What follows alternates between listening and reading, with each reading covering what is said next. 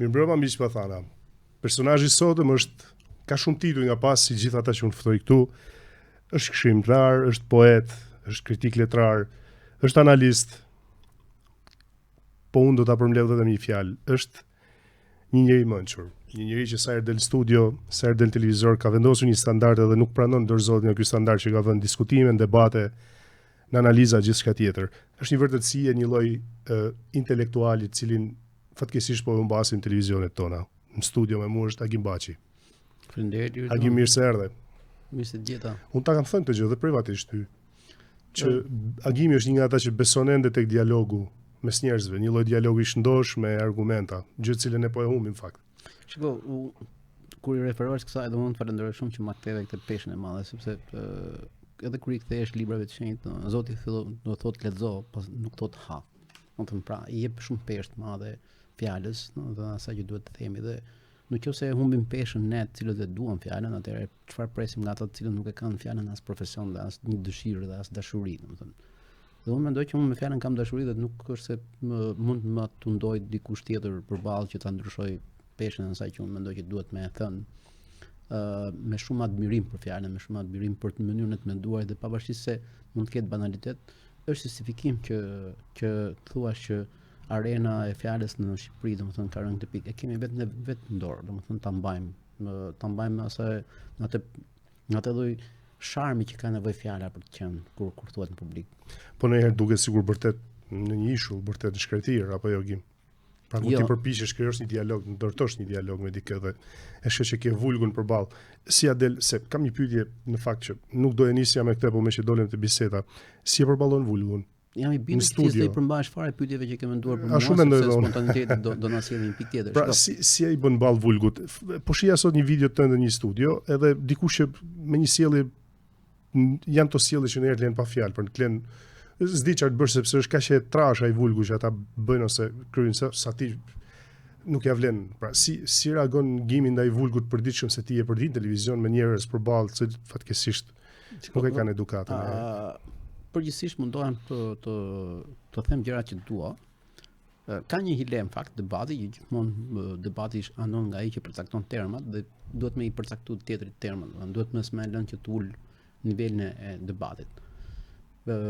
Është shumë teorike kjo që them unë, praktikisht duhet më qenë shumë i vëmendshëm që mos biesh pre e provokimit, domethënë e dëshirës për të përgjigjur kështu sepse ke nevojë se po të shikojnë njerëzit, domethënë pra nëse ti e ndan trurin për të kuptuar çfarë është e rëndësishme, nuk bëhet më kurrë i rëndësishëm ai që e banalizon, domethënë, por mundohem të kem respekt për ato që mendon, që është i sjellshëm në përballë tjetrit që nuk ka qëllim bullëzim, ka qëllim kuptimin e kësaj gjëje dhe jam munduar të jem në këtë lloj rrafshi, domethënë, sepse për mua mund të kesh analiza dhe mendime profesionale, por dinjiteti i gjithkujt është shumë i rëndësishëm ta respektosh.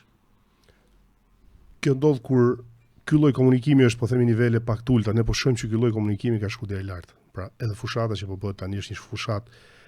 Pra u mbyll TikToku për ta zëvendësuar këta, kam përshtypjen unë. Pra ata njerëzit e TikTokut që shahashin, që replikonin distancë me video, kam përshtypjen që kanë kaluar në një nivel shumë të lartë. Kur bëhet standard kjo punë, kam përshtypjen që pastaj ngelet pak vend për debat ose një lloj komunikimi normal, le të themi me terma të pranueshëm. Lirdon, duhet të falenderoj prapë për të ditur në këtë pikë sepse do të ke shkuar te thelbi i gjërave. Pse u ndalua? Sepse vetë Rama është personazh TikTok dhe duke padur ata personazhet e spektaklit që tërheqin vëmendje, mund mos ishte kaq rëndësishëm. Duhet mbyllë TikTokun për të qenë ai krye personazhi i TikTokut. Po të shikojmë ka një gjuhë bullizuese. Dhe të vjen keq që kryeministri i vendit apo ai që pretendon të bëhet kryeminist flet me një gjuhë të tillë që duhet na vinte turp, domethënë, dhe pastaj nëse dikush bën si të fortë, bën bullizon, shan, ka fjalorin ekstrem, domethënë me metafora liga dhe pastaj habiten që njerëzit adhurojnë atë të fortin, gangsterin, lagje, ato fëmijët imitojnë këtë. Domethënë është faji ynë, nuk është faji më i atyre, domethënë, sepse nëse dikush që pretendon të drejtojë këtë vend, shkon takon të fortët dhe jo profesorin, jo atë njeriu në fjalës, jo atë njeriu në qetë. Pse mendon ti se do ta respektojë një fëmijë pastaj atë profesorin? Pse kujt janë kohemi ne? Po mirë, këtë bëjnë sipas te për vota apo të tillë? Pra janë të tillë apo vetëm për vota? Shikom. Ne dyshoj që edhe janë tillë. Ku i dihet? Në thelb janë tillë, sepse situatat njerëzore nxjerrin pa atë që ne kemi brenda vetes, nuk është se, domethënë kjo tjetra që na detyroi situata është justifikim. Unë mendoj që njerëzit në situata kur debatojnë realisht, kur flasin, kur kërkojnë gjëra, tregojnë atë që janë të vërtetë. Kështu që ajo pëlqimi i këtyre spektaklit është natyra e tyre. Ata kanë qenë në rol të krejt tjetër kur kanë dashur me bërë profesorin, kur kanë dashur me bërë njeriu e edukuar, po këtu janë rolin e vet, janë vetvetja. Domethënë se ndryshe nuk do ta bënin kaq gjatë. Të vjen keq që jemi në këtë pikë, domethënë, dhe sepse në botën e spektaklit njeriu nuk mendon më. Në botën e spektaklit njeriu mbijeton. Dhe në mbijetesë nuk hyn më në punë arsyeja. Domethënë unë kam përshtypjen se po mundohen të çojnë në mbijetesë sepse kështu i kontrollojnë më kollaj, domethënë. Kjo është fatkeqësia e madhe e spektaklit. Kam lexuar diku një shprehje, nuk e mbaj mend mirë, që tha çdo diktator në botë, çdo lider në botë do ta ndronte një popull tillë, si ky yni. Pse është kaq e lehtë që ne të bim, po themi në kurthin e showbizit politikës. Janë dy fushat për të cilën shqiptarët lënë kokën, vetëm politik dhe showbiz. Tani është kaq e fortë, është po themi ndikimi i televizionit, sepse ti edhe e botë televizionit, apo ne vetë kemi brenda nesh të gjë dhe mezi e presim, pra ajo është brenda nesh. Shiko, po t'i kthehemi meqense në të dyve na lidh bashkë letësia, domethënë nëse i kthehemi gjithë fabulës, domethënë miteve, ke njeriu rritet ajo që ushqen. Nëse ti ushqen spektaklin, do rritet njeriu spektaklin. Nëse ti ushqen ujkun, do rritet ujku. Nëse ti ushqen delën, do rritet delja. Nëse ushqen qenin, do rritet qeni. Domethënë, pra çfarë ke ti brenda vetes, çfarë ke ushqyer ti? Ajo që unë jam i shqetësuar është se bota spektaklit, bota voyeurizmit, domethënë, ushqen instiktet, dhe në instiktet, domethënë, ti nuk pret më që njerëzit mendojnë gjatë, domethënë të mbijetojnë. Edhe ky do të jetë një shqetësim shumë i madh për të ardhmen, por unë mendoj që politika ka përgjegjësinë e madhe sepse ajo merr përsipër të jap modele dhe të edukojë, domethënë. Është në praktik nuk fajsohet populli nga politikanët, por meqense ne nuk kemi në politikë dhe nuk marrim atë përgjegjësi, unë mendoj që populli ka përgjegjësinë e vet sepse i rikthehemi prapë atyre librave që e kanë dhënë zgjidhjen, që thonë që as Zoti nuk e ndryshon gjendjen e një populli përsa kohë ai nuk ndryshon vetveten. Kështu që nëse ne nuk kërkojmë përgjegjësi ndaj atyre që na drejtojnë, nëse ne kërkojmë llogari atyre, nëse nuk kemi kritik ndaj tyre, ata do bëjnë çmos që na lënë në këtë situatë, domethënë për të marrë votën. E di çam triston Liridon, krijimi i një situate që po të jesh i ndershëm nuk ja vlen më, dhe kjo më triston shumë. Është krijuar ideja që nuk ja vlen më të jesh i ndershëm, të zbatosh ligjin, të kërkosh të drejtën.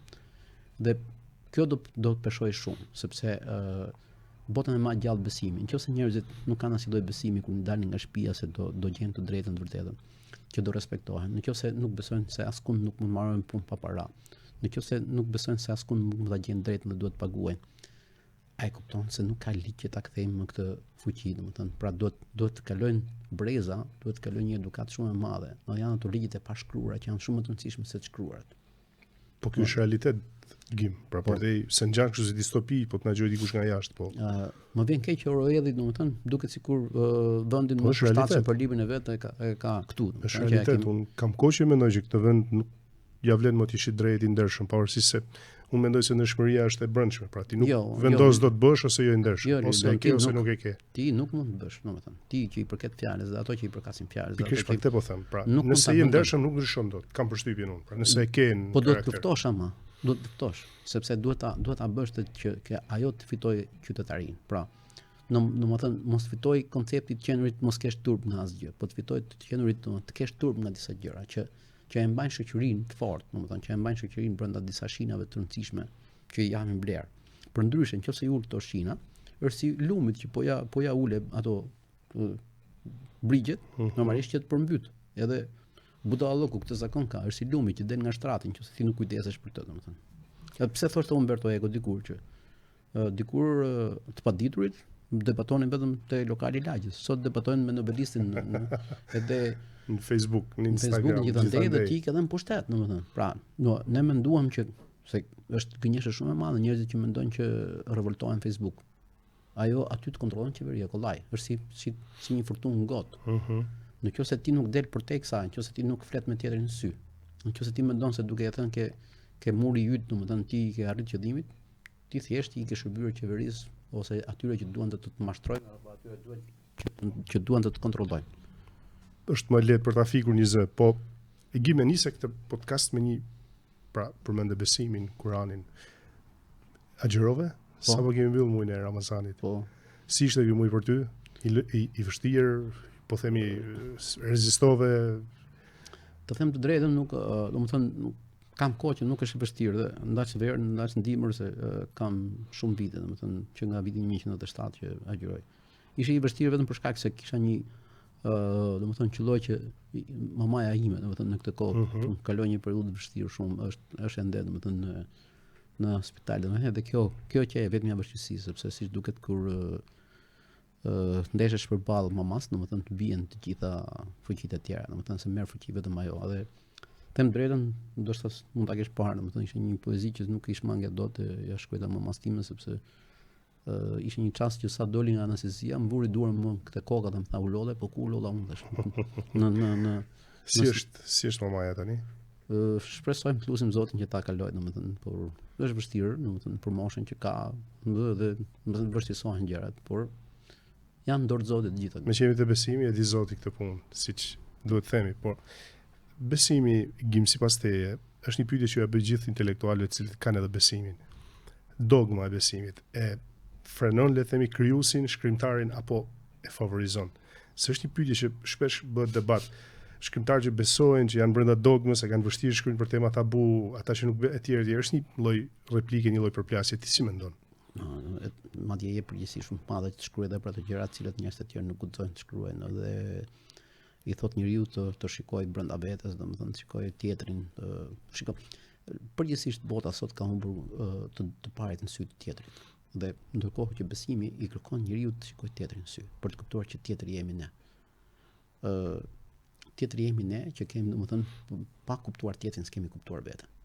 Qëse të kujtohet për shembull Robinson Crusoe, ai njeriu i vetëm në ishull atje. Ai e humb torua, nuk ka më pyetje, deri në momentin që shef një gjurmë. Dhe në momentin që shef gjurmën, fillon të pyetësh burrësh, gruash, i bardhësh, i zi, do mbrasi, do e vras, do më kuptoj, do dashurohem, do më dashuroj. Çfarë janë këto pyetje? Për të thënë që ne marrim kuptim me tjetrin. Dhe për sa kohë ne refuzojmë tjetrin, kemi refuzuar veten. Për sa kohë nuk tentojmë të kuptojmë tjetrin, nuk kemi kuptuar veten. Kështu që besimi të çon drejt raportit të tjetrit që ti ta zgjasësh dorën, domethënë dhe të kërkosh zgjatjen e dorës me të njëjtin lehtësi. Pra, me të njëjtin kur jep ndihmë, të njëjtin kurajë do kesh edhe për të kërkuar ndihmë. Sepse nëse unë jam gati vetëm të ndihmoj, po kur mos kërkoj ndihmë, unë kam egoizëm. Por nuk jam i drejtë. Dua të cekoj si për superioritet që vetëm mund të ndihmoj ty.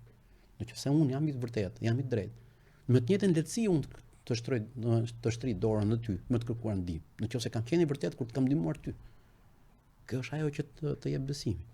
Ta shikosh tjetrin në sy dhe të shkruash për gjëra që për të kuptuar që është shumë e rëndësishme pikpyetjet e mëdha ti thuash. E di si është problemi. Njeriu nuk është i përsosur dhe nuk është ka ardhur në këtë botë për të qenë i përsosur.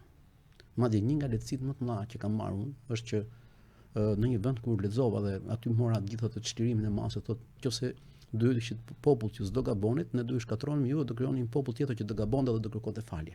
Pra që në moment në parë, mua Zoti më thoshte, "S'është detyra jote me qenë i përsosur, kam krijuar engjëjt për të punë. Ti je njëri që gabon, shikon brenda gabimit, shikon gjëja mrekullinë këtu te kjo pikë." Është liri shumë e madhe, domethënë dhe unë është dhe përgjegjësi shumë e madhe. Sepse kupton që nuk je vetëm për veten tënde. Pra, ajo smundja e madhe e sotme e vetmisë, domethënë, përmes besimit shërohet, sepse ti nuk mund të shikosh vetëm veten tënde. Nëse do shikosh vetëm veten tënde, do harxhosh para për të bërë mur. Por po besove, mund të bësh ur. Bëj më mirë një ur ke tjetri, jo një mur. Pse do bësh një mur? A jemi ne popull besimtar, gjim sipas teje, popull tërsi, pra. Se shohim në statistika janë kaq musliman, kaq krishterë, kisha, xhamit, njerëz që falen, njerëz që shkojnë në peligrinazhe. Unë kam bindjen që feja dhe besimi tek ne ka reflektuar shumë pak, po ti çfarë mendimi ke për këtë? Jo, Liridon, njoh shumë njerëz të cilët mund mos flasin, mund mos dua dim. Ne dim ata që i bëjnë publike gjërat. Po ka njerëz që e din ta ndihmojnë tjetrin, ti shtrin dorën tjetrit, ti kërkojnë ndihmë tjetrit, pa zë, pa shumë bujë. Dhe ata janë që e mbajnë shoqërinë gjallë, domethënë janë këta njerëzit që e bëjnë të mirën pa u dukur, pa i treguar të tjerëve. Që din ta ndihmojnë tjetrin pa pas nevojë me e bën atë në vështirësi. Ai di që arti më i vështirë është ti bësh mirë tjetrit sepse duhet i ruar dinjitetin. Ai don që për shkak sa e rëndësishme është t'ia ruar dinjitetin tjetrit kur ti ai të ka shtrirë dorën, të kuptosh që nesër mund të jesh ti mbant atij Dhe jo ti ta marrë vesh gjithë dynjaja që ti i ke bler një televizor. Okej, po këtu ke hap një temë. Jo, e kam fjalën që ka shumë njerëz që e mbajnë këtë gjë dhe nuk do të thotë që vetëm ne shkojmë në xhami apo ato që shkojnë kish apo që shkojnë domethënë kudo që të kërkojnë faljen, janë ata njerëzit e vetëm që e kanë të mirë. Shiko, nuk them për këtë. Shiko çfarë mendoj për këtë pjesë. Edhe unë para shumë vitesh paragjykoja element të besim musliman që dilnin edhe bënin bamirësi dhe dalin ende bëjnë bamirësi në televizor. Thoja se kam kuptuar një gjë, një natë po shija një emision dhe ishin një familje e shkatruar, pra nuk ishte as shtëpi, ishte një tmerr, domethënë shtëpia aty ishte një tmerr. I ati kishte vdekur. Vërtet ata fëmijë dilin duke qarë në televizor, u bën një lloj show një orë për ata. Okej, thash, por mua gjithçka e vlen vetëm ato fëmijë mos rrinë në atë shtëpi. Se do mendoja më përpara që ky show pse bëjnë këtë, pse mund ta bëjnë kështu jo. Qëllimi në fund për mua ka shumë rëndësi. Ajo që thua ti është një gjë krejt tjetër. Ajo shërben për inkurajimin, për të kuptuar që ka njerëz të mirë. Unë them që me njerëzit që njohim, me njerëz të afërt. Shiko, se kujtohet se bamirësia bëhet me një që është larg. Jo, do ta fillosh me nënën, me babain, me vllain, me motrën, me hallat, me tezet, me xhajet, me kushërinjt, me gjithna. Se këtë kuptim ka. Nëse ti nuk shikon ato që ka rreth rrotull, nëse ke të mundur ose nëse nuk shikon ato që kanë rreth rrotull. Ideja për të bërë një diku larg, më shumë mban egoizëm. Ne do ta kuptojmë këtë gjë që fillon me njerëzit që kemi afër. Çfarë është mirësia? Një fjalë mirë. Një buzëqeshje. Një trokitje dera me të pyetësia. A e di që kjo mund të jetë më e madhe se sa qindra thas mjedhi që s'u interesojnë për ty. Mund të jetë shumë e rëndësishme dhe ti të ngrihesh atë ditë dhe të bëhesh më parë për të bërë gjërat. Për të ngritur. Pra, në këtë sens, ajo raporti i mirësisë nuk është thjesht ushqim apo shtëpi. Është ana njerëzore. Është ajo që nuk rikuperohet dot nëse e humbet. Është raporti i vetëvlerësimit dhe dinjitetit. Dhe këtu fillon raporti i besimit. Nuk është thjesht për të ngrënë, nuk është për ato është vetëm materiale. Por ajo tjetra që kemi parë, domethënë pavarësisht se mund mos jemi në raport me shohut, e bën punën vet, sepse i jep leksion disa njerëzve për të kuptuar që ti duhet të ndihmosh dikë tjetër sepse kështu mund të jetë një lumturi shumë e madhe, domethënë nëse ti arrin nxjerrësh disa fëmijë nga mjerimi dhe ti bësh ata që ajo është sipas me mrekullia, ajo është mrekullia. Lëre pastaj e nxjerri. Çau, nuk çau. Këto janë gjëra që më duhen. Shikoj, prandaj është e mrekullueshme se qëllimin edhe ka në dorë vetëm Zoti, vetëm ai e lexon zemrat, domethënë ne të tjerët mund të themi fjali nga më të ndryshmet, mund të bëjmë recitime, po. Veten tonë se gënjejmë dot. Ti shpesh bën një lloj paralelizmi tjetës politike, tjetës publike me letërsinë. Kemi me atë libra që ke lexuar edhe gjithmonë ti kur shkruan ato esetë dhe analizat tuaj referohesh librave dhe romaneve të ndryshme.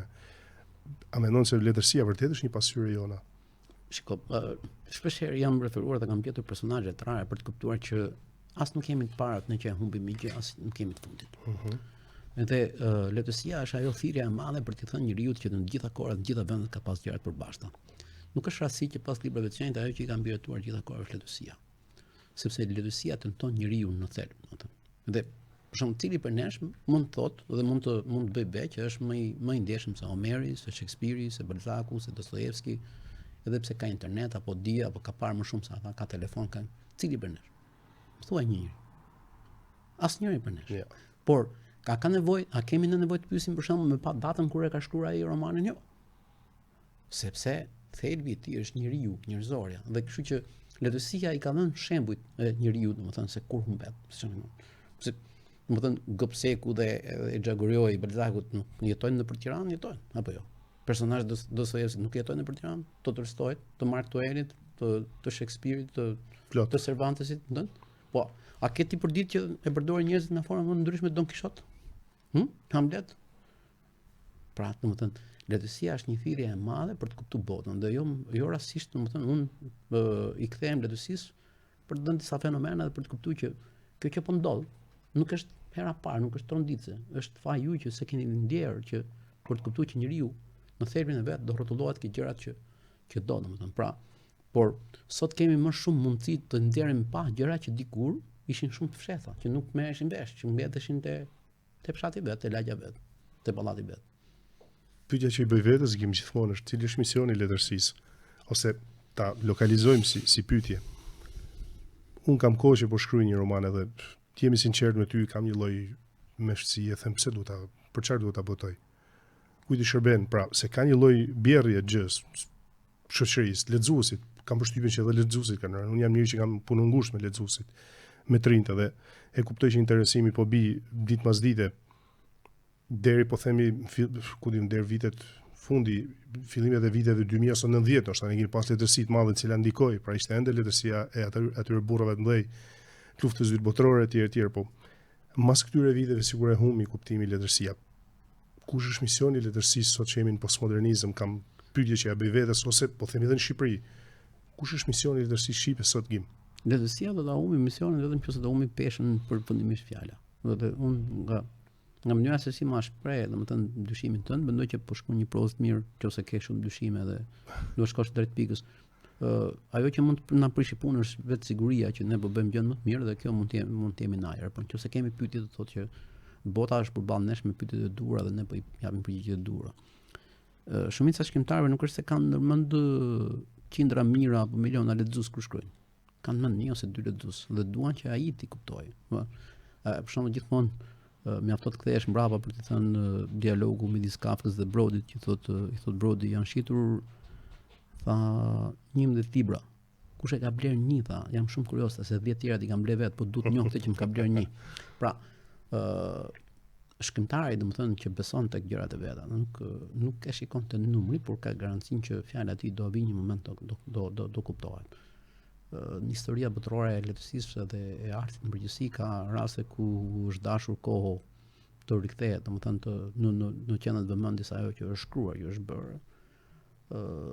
Por për shembull Orwellin që ne e marrim shpesh si shkrimtar që ka qenë, domethënë me një letërsi shumë të angazhuar me distopinë e tij, vetë britanikët që mbahen, domethënë qendra kulturore dhe shumë të emancipuar, e kanë bllokuar botimin e këtij libri. Pse nuk doshin me i prish qefin Stalinit? Kështu që kur e kanë bërë britanikët, pse të habitemi ne që në Shqipëri, domethënë nuk kemi as kulturën as traditën britanike që ke kështu dhe të habitemi që mund na mungon ose na bllokohet një gjë që mund të jetë kaq e fortë për pushtetin apo për njeriu. Po neve na ka marrë malli u të na lënë një libër, po le që s'ka ndodhur në Shqipëri, paktën mas 90-s po.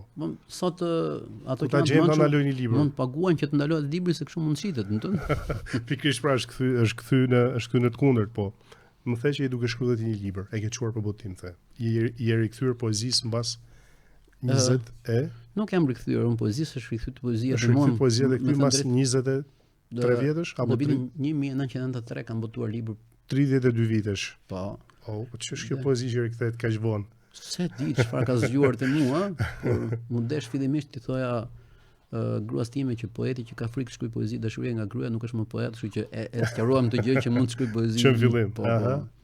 Por e ndjeva, ndoshta vjen si një lloj pekurie, ndoshta kanë qenë brenda meje apo kanë pritur momentin të dalin, domethënë dhe më thënë drejtën jam i kënaqur që kanë prit kaq vonë se duket sikur janë fermentuar tamam për dalë në publik dhe kam atë qetësim për shembull dhe madje në këtë rast mora dhe librin e parë, nuk kisha si kopje, po riktheva poezitë sepse për fat më ka humbur laptopi që kam pasur disa libra, 2 herë më ka humbur laptopi me të shkruarit.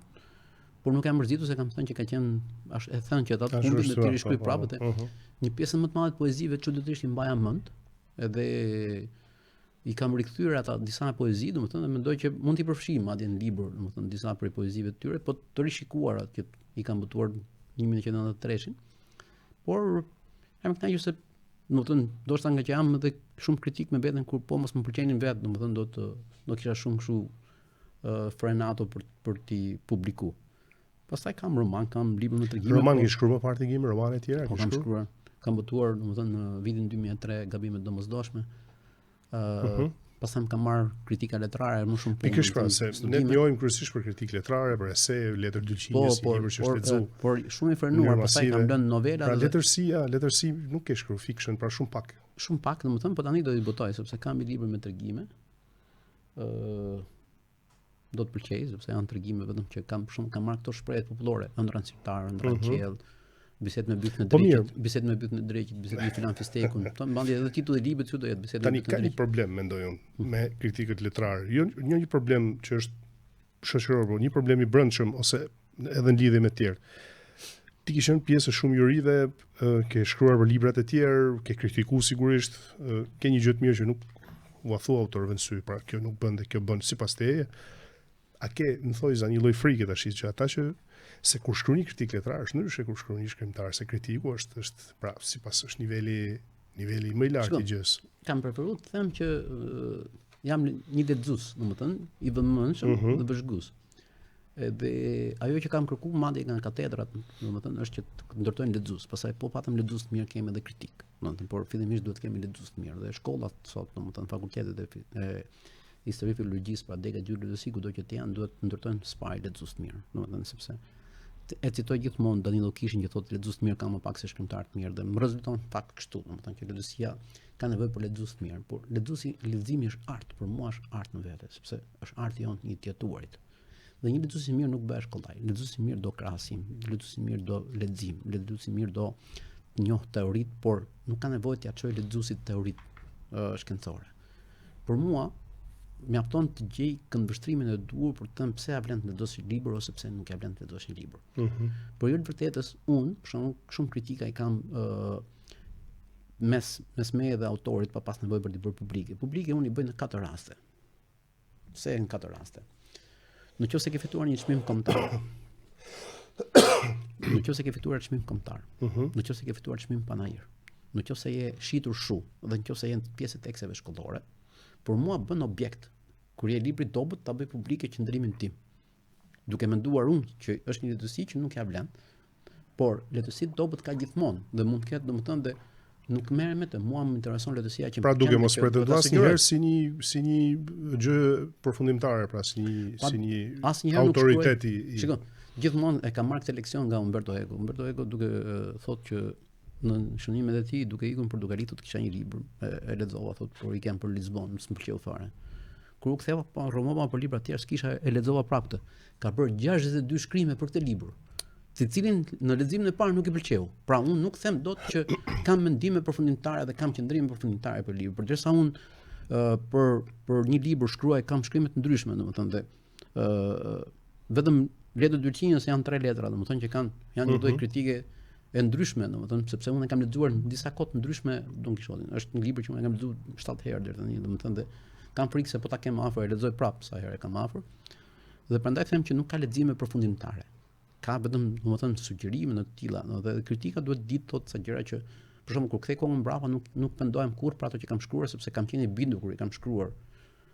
Edhe për mua domethënë është shumë e rëndësishme të flasësh për letësinë sepse autorët më shumë fyen nëse ti nuk i përmend fare, domethënë nëse ti janë shkalon letësinë e tyre.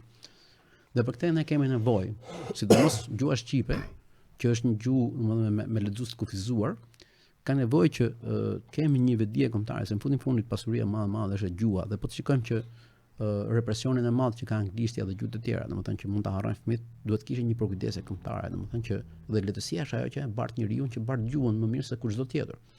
Dhe duhet të kishte nevojë për festivale leximi, nuk kam nevojë për të mbështetur autorët për të botuar libra, po për të mbështetur lexues. Dhe po por lexues të mirë, do shkosh patjetër ke shkrimtar të mirë.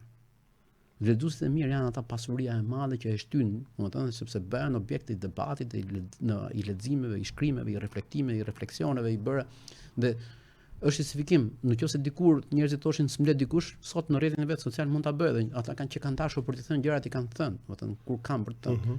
Kanë përshtypjen se më shumë komentojnë të tjerët, por nuk kanë asgjë për të thënë, domethënë në raportin e vet. Edhe dikush ka drejt të kërkojë llogari nëse ka guxuar të thotë gjërat e veta. Ka guxuar të bëj publik gjërat e veta dhe pastaj mund të përballet me të tjera, domethënë duke thënë që ky ka qenë mendimi im, por kështu idenë që gjithë kontestojnë këdo, po pa thënë asgjë vetë dhe pa marrë përgjegjësi për këtë gjë, më duket më shumë kështu një lloj loje e pandershme me autorët. Unë dua që debati me autorët të jetë ndjesë unë debati me autorët të jetë një debat i fortë, publik. Gjërat që ndodhin janë studio. Do të jetë një debat që plasun me gestikulacione, është natyra se duket sikur lëvizja duarve shkon me lëvizjen e fjalëve, domethënë dhe sidomos kur po ta shikosh, domethënë unë gjithmonë duart i lëviz kur flas për letësinë, jo për politikën. Gim, a lexojnë të rritë sot? Ti ke 2 djem, ti je lexues sigurisht, e dim, edhe Elona është lexuese shumë e mirë, lexon libra të mirë. Lexojnë djemtë tu? I madhi po. Po i vogli pse nuk lexon? Jam kurioz se këtu tani do të shkojmë tek ai që lexon. I përket një bote krejt tjetër që e shikon për shembull që Shiko, nuk është gabim të merresh me një profesion, për shembull. Ai pëlqen gjëra të tjera, për shembull, është një njerëz që pëlqen kuzhinën, pëlqen hotelerinë, turizmin, gjërat edhe mua më intereson që të lexoj gjërat e veta dhe të dihet mirë.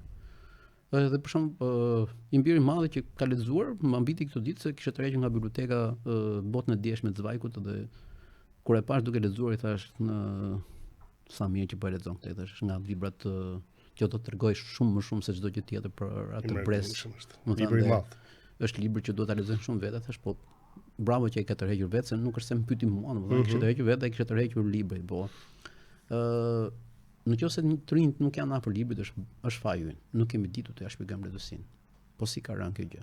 Nëse ti çon me 5 me 6 ose njerëz që nuk e duan letësinë, student letësie, çfarë pret ai kur të jetë mësues, si do ja sugjeroj letësinë fëmijëve? Unë mendoj që ajo që e mbjell më shumë përveç familjes është mësuesi i letësisë. Dhe njoh shumë persona të cilët e kanë dashur letësinë dhe janë lidhur me letësinë për shkak se kanë pas një mësues që ka ditur t'ua thotë gjërat. Pra mendon se kemi mësues të paaftë. E mendoj dhon. Gjithsesi. Shiko, kjo është zinxhir. Nëse ti nxjerr me hapur disa student, ai do bëhet mësues i letësisë, ai do të sjellë prap student edhe më të këqij se kjo. Kjo është një qark i mbyllur. Kështu që pedagogët janë ata të cilët mbajnë përgjegjësi shumë të madhe se si sot e japin letësinë dhe asgjën dot këtë gjë. Nuk është aty katedra me thënë koncepte vetëm shkencore. Është për të treguar fund fare, domethënë nëse një student letësie nuk del me pyetje të duhura pse duhet ta lexojë letësinë dhe pse duhet bëhet mësues letësie dhe pse duhet ta shpjegojë letësinë, i rroft që di se çka kanë thënë gjithë raportet shkencore, domethënë, por ti mund të jesh një njohës shumë i mirë i gjuhës, por mund mos jesh praktik pozitiv. E ke parë filmin Adoleshencë, serialin?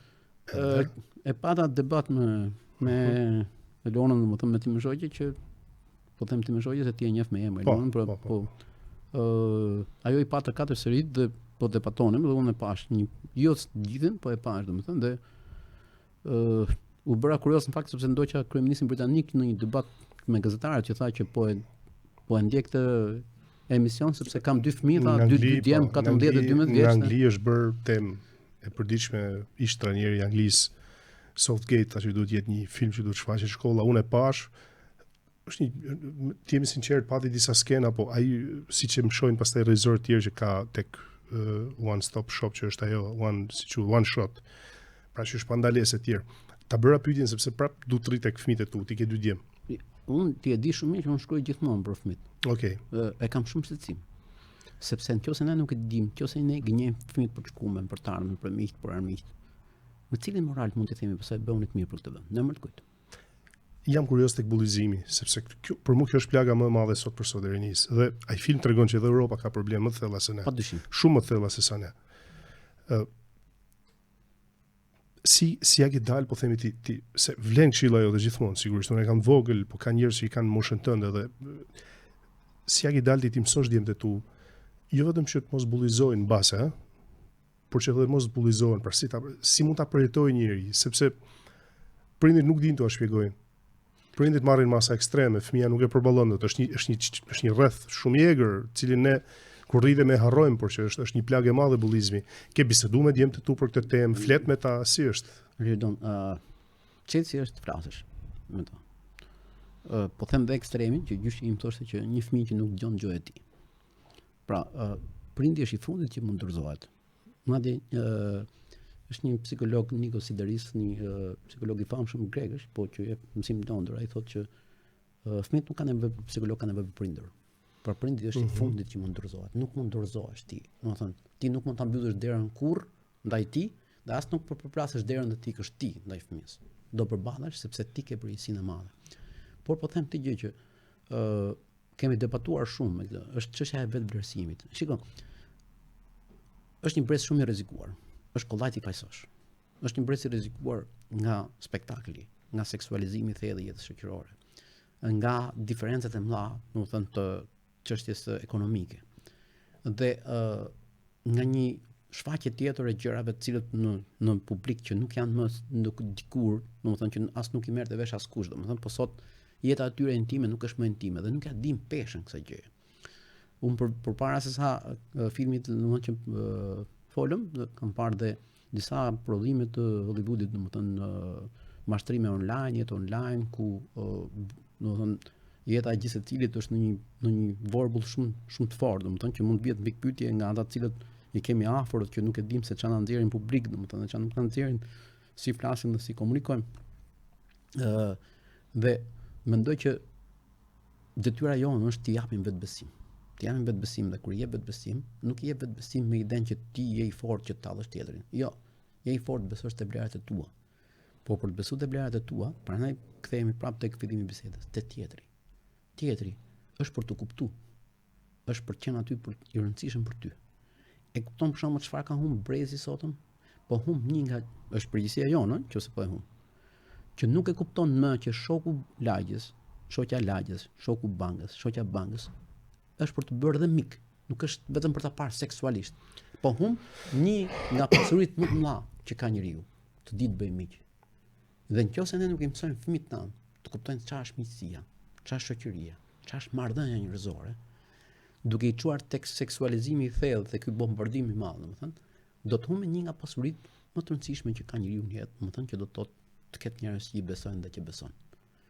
Dhe unë mendoj që këtu duhet na rajnë gjithë çka gjithë ne prindërve, gjithë shoqëria që ka përgjegjësinë, ti kërkojmë llogari kujtdo që e shkel të lloj etike dhe etave. Ta abandonojmë ato që troket dhe domethënë dhe e ka gjithë vëmendjen tek e keqja, te ajo që nuk duhet, domethënë. Unë e kuptoj që media, ne e dim shumë mirë se unë jam pjesë e medias, domethënë që nga viti 1993 dhe them që media funksionon, bad news is good news, lajmi i keq është lajmi i mirë. Por ne nuk do ta lejojmë këtë gjë që ky lajm i keq, domethënë të shpërdorijë jetën e fëmijëve tanë, domethënë dhe ta bëjë atë që të jenë pjesë e bombardimit, sepse pjesa më e madhe e tyre as nuk e ka idenë se çfarë drejtimi merr kur jeta nuk është më vetëm e tyre kur e marrin vesh të tjerët. Për shembull, një nga këshillat që kam folur me çunat e mi është që nëse ke një shoqe, mos bëj foto, mos shpërndaj gjëra, mos u tregoj tjerëve, sepse po u tregove tjerëve nuk është më e jotja. Mos tregoj gjëra që përkasin ty dhe asaj. Po gjëra për shembull që unë i kam mësuar nga familja ime, nga gjyshi im, që dhuna është e palejume, që një vajzë është mbretëresh, që ti do ta trajtosh si mbretëresh, që ti duhet të kesh respektin, domethënë çdo gjë do jetë e jotja dhe vetëm e jotja dhe nuk mundet ta shpërdoresh domethënë me askënd. Kështu i flitet dhe vajzave. Unë kam 2 djemë dhe i flas 2 djemëve të mi, por jam i bindur që po të kisha vajzë këtë gjë do t'i thoja prapë, domethënë në raportin me këtë gjë dhe unë mendoj që prindit sado që nuk kanë kohë, sado që mendojnë se domethënë gjyshit tanë nuk është se kanë qenë shkolluar në Harvard, në Cambridge, në Oxford. Na kanë thënë gjëra të cilat kanë rëndësi për njeriu dhe besoj që ja kanë thënë çdo prindit dhe ne kemi nevojë t'ia themi fëmijëve tanë, domethënë është shumë e rëndësishme për të kuptuar se sa e rëndësishme është t'i ruash gjërat. Pse? Për sa kohë ke ti, varen nga ty. Në momentin që ti humb nuk varen më vetëm nga ty. Po varen sa duar zgjatën drejt teje për të ndihmuar. Këtu fatkeqësisht shoqëria jon pastaj çalon që jemi shoqëri bullizuese dhe ne nuk kemi domethënë rehabilitim. Ne kur gabon dikush, domethënë është vështirë shumë ta ringrejmë, nuk i zgjasim dorën. Është mangësi shumë e madhe dhe këtu do të punojmë tek kjo pikë. E solle ta pam tek ajo që unë doja të pyesja në fakt tek ose seksualizimi i tjerëve. Dikur flitet për seksin nga prindi me vajzën ose me djalin 18 vjeç, 19. Sepse atëherë mendoj që vajza mund të fillojë të krijojë edhe ndjenjat. Pse është ulë kaq shumë moshë agim, ka një problem. Unë jam gjithkohës duke kërkuar në internet sepse nga puna që bëjun shoh filmat e ri, prodhimet e fundit, bën një kritik në analizë për gazetën si ku punoj. Vetëm në Angli në 3-4 vitet e fundit janë bërë mbi 6 filma me adoleshentë që janë marrëdhënie me njëri tjetrin. Jo vetëm marrëdhënie heteroseksuale, dhe homoseksuale fëmijë. Pra nuk janë ende 16-17, janë fëmijë dhe në fokus kanë histori dashurie mes tyre. Pra po seksualizohet, nuk e di, un kam një frikë që në të ardhmen, ndoshta kjo mund gjë ekstreme që un po them, po pedofilia do kthehet një gjë, ku di un, një gjë që do na servirë në televizor, kjo më shqetëson. Unë e kam shkruar te romani i fundit. Kjo është një emergjencë, domethënë e fortë e shoqërisë që di të ruaj këto marrëdhënie. E di pse. Dhe më fal, ata aktorët e rinj që dalin pastaj në kinema për premiera, një mitrinj atje që i fshkëllejnë edhe bërtasin dhe shkulin flokët për ata. Pra, është një gjë që kjo është një plan shumë i madh, është një gjë më e madhe se sa, ku di unë, ndoshta është edhe më e madhe se sa ne. Më shqetëson se kam një djalë vogël. Gjithkush duhet të shqetësohet. Rikthehemi te gjërat e shenjta, domethënë prandaj ajo intimja, ajo e jotja, domethënë ajo jeta që duhet ta dinë vetëm personi me cilën ti do të bashkëndash gjërat është e rëndësishme. Dhe kjo ideja për të krenuar me këtë do gjë, nuk kam përshtypjen se nuk e din peshën, sepse pastaj kur duan të rikthehen dhe të kuptojnë vetveten, nuk e kanë më dorë ata. Nuk mbahet më vetëm nga ata. Dhe të gjenden përballë një rruge që nuk e ndihmojnë më dot veten. Dhe po të shikojmë domethënë kemi një brez që duket dëshpëruar, duket pa dëshirë për të vazhduar, i dorëzuar, i imiton, nuk ka mendimin e vet, domethënë dhe këtu mbajnë përgjegjësinë. Unë nuk jam nga ata që fajsoj të rinjt. Fajsoj brezin që ka edukuar të rinj, që ka pasur sigurisht, se ne jemi produkti brezit shkuar. Kjo është përgjegjësia jonë. Kjo është përgjegjësia jonë. Domethënë, nëse nuk grejmë zërin, nëse nuk prasim, nëse unë kam pas shqetësim pa ardhur në këtë pikë, pa e menduar fare, domethënë këtë gjë dhe kam shkruar nisi fillimisht madje se kur filloi mbir i madh i klasën e parë, fillova të bëj një letër publike, pastaj çdo ditë para shkollës i kam bërë letër publike dhe qëllimi fakt nuk ka qenë ai, ka qenë prindrit. Një mesazh sepse ka qenë mesazh për prindrit, domethënë dhe shpesh herë këto gjëra ua kam thënë, domethënë i kam thënë publikisht, i kam thënë në shumë debate, sepse mendoj që nëse nuk kujdesemi për higjienën e tyre shpirtërore, mos presim pastaj që ata të na respektojnë ne. Po sa e lehtë është bërë shumë e vështirë të rritësh një fëmijë.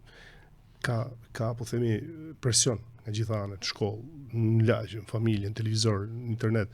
Pra prindit sot po stërmundohen nga mbështetjen kim. Pra duhet të jesh super prind sot që ta mbash fëmin në atë që ti thu, pra në atë ullinë e një shëndeti shpirtëror të mirë, të një jetë tani deri diku them minimaliste, se kështu ka ardhur koha, pra fëmia të bëjë një jetë të mbyllur me familjen, me ca gjëra që nuk duhet i ketë, pra një lloj në thojza si pema që krasitet për të rritur çik më shëndetshme. Megjithatë kjo nuk do të thotë që ne nuk do të gjejmë zgjidhje, për shembull, shikoj si është problemi. Me fjala, këtë celularin ti nuk e ai dot fëmijëve, po mund ta edukosh si ta përdorë atë. Pra e kemi vetë në dorë, është justifikim. Unë e kuptoj që bombardimi është i madh, por ne duhet të qëndrojmë. Duhet të, nëse prindi për të qenë rahat vet, domethënë i dorëzon celularin fëmijës të lozi, domethënë pse do presi që kur të rritet pastaj do ketë, domethënë se nuk ka biseduar. Është tipike ajo që thotë ti prindrit, faji është i prindrit. Ne duhet mbillemi, absolutisht. Ne duhet mbillemi fillimisht që të korremi. Është si natyra. Po nuk mbolla si do korresh. Që ti nuk e mbjell fare te fëmia jote, çfarë do korresh? S'ke punuar, është si toka. E ke punuar apo jo?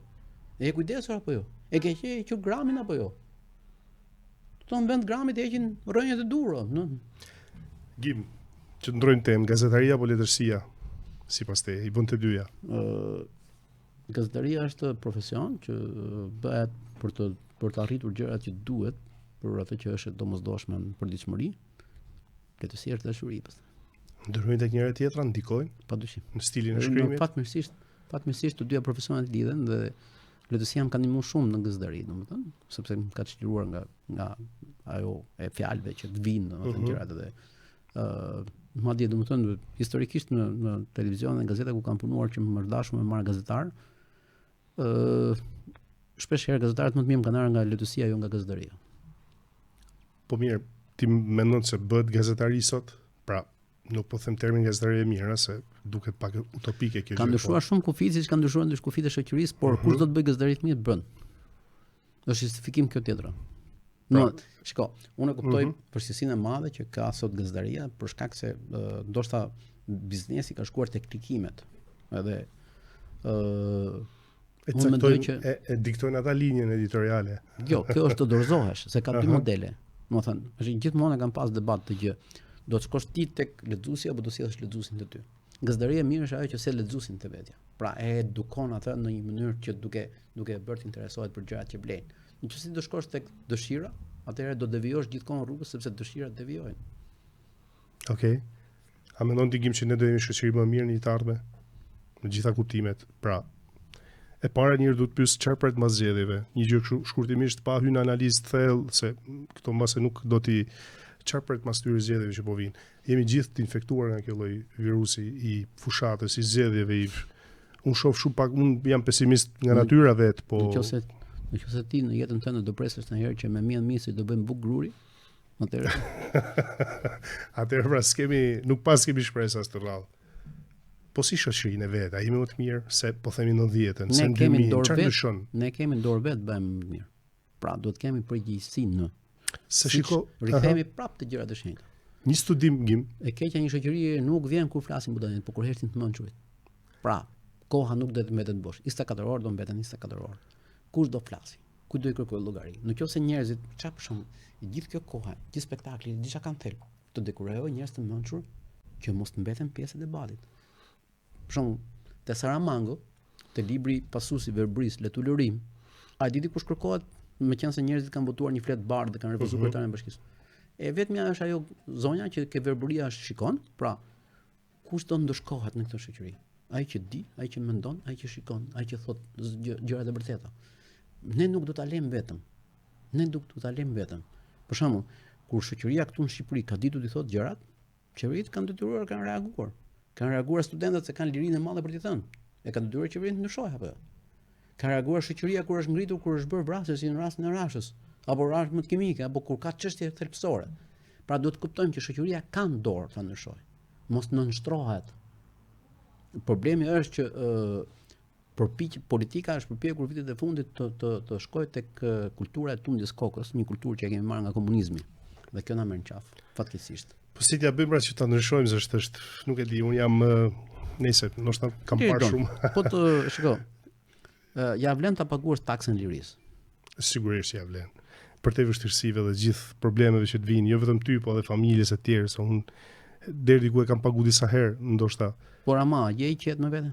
Ja. A shkon krenar për t'i kërkuar? Jo, e di kush është e mira kësaj, që sa më shumë ti e paguën këtë, aq më shumë kërkon më shumë ta paguash. Pra e do sfidën më të madhe tjetrën. Se I e farktu për këto lloj vështirësishe dhe nuk kthesh më mbrapsht sigur atje të presin ty me flori, e ke parasysh. Si thot Xhan Polbi mendoja tek filmi Zhos profesionisti. Asi nuk ka shans që pas ose të bëj shkumën e vet. Pikërisht. Sepse desha të them tek studimi në 2010-ën ishte bërë një studim nga Harvardi më duket për shoqëritë dhe ditën konkluzion që në 2010-ën shoqëria në botë ka qenë më e zgjuar se kurrë dhe më prodhimtare dhe më produktive se kurrë. Pra viti 2010 kishte qenë kulmi I shoqërisë kudo në botë. Edhe unë besoj këtë gjë. Shkoj te Harvardi do ta mbyll me një gjë. Pra për fëmijët që lidhet.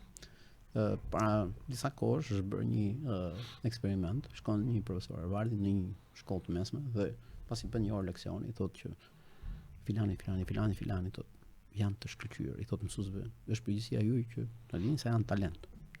Dhe pas një viti, drejtori I shkollës shkon të takojë, thotë, "Ore, ishte fantastike, si I dallove ti?" Nuk I dallova, tha, I zgjolla rastisht, por atyre I krijova bindjen që ju jeni shumë të mirë dhe mësuesve I krijova bindjen që të punonin ndryshe sepse ata ishin shumë të mirë. Kështu është njeriu. Baratësia I inkurajon. Çfarë bëri ai?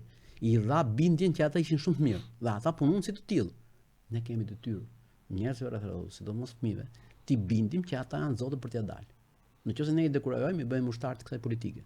Nëse ne I inkurajojmë, do t'i bëjmë qytetar të mirë, jo vetëm për vete, por edhe për tjerë. Ose ti bindim që liria nuk ka çmim. Po kjo është përgjegjësia jonë pak. Gimbaçi ishte shumë kënaqësi. Kënaqësi dhe për mua. Falenderoj për gjitha. Gjithmonë shpresoj që të mbish herën tjetër me libër të lexoj. Patjetër. Më ke lexuar disa herë, po gjithsesi po, do ta përfundoj mbisi. Çfarë kam lexuar, çfarë do lexoj, presoj të lexoj.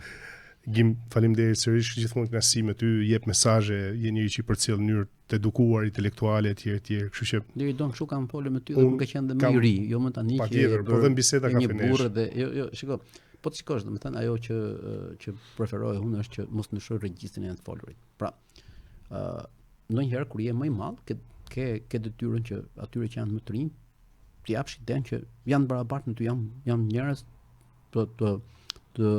të aftë për të bërë çdo lloj bisede. Edhe është detyra jonë. Dhe unë mendoj që kur kam folur me të rinj, që qenë kam njoft shumë të rinj, domethënë, dhe mendoj që nuk ka pse të ndryshojnë regjistra dhe ne ti shikojmë të rinj me jo, ti duhet besosh. Madje është detyra jonë të besojmë ke më të rinj dhe ti themi atyre që të bëhen vërtet njerëz të përgjegjshëm. Kjo është detyrë.